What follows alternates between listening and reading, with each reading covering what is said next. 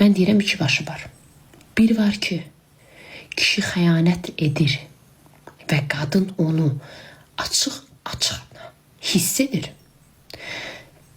Məsəl üçün, telefonla danışır, görür ki, telefonunu gizlədir və yaxud qadınına soğuq davranır, qadınına hiss elətdirir ki, qadınlıqdan onu məhrum qoyur.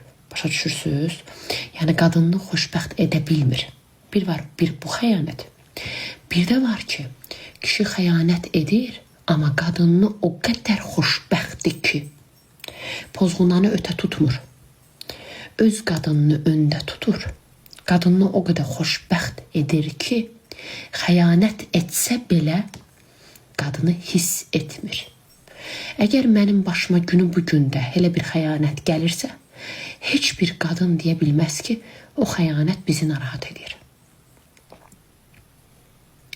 Kişi də elə xəyanət etməlidir ki, qadını onu hiss etməsin.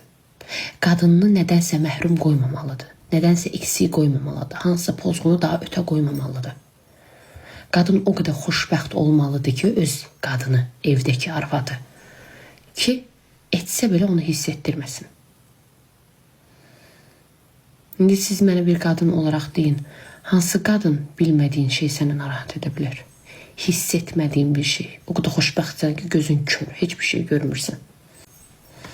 Mən günü bu gündə deyə bilərəm ki, yox etmir. Bəlkə də edib. Hiss etməmişəm. Çünki mən o hissi yaşatmayıb. Məni nədənsə eksik qoymayıb. Nədənsə məhrum qoymayıb. Təsəlli deyil.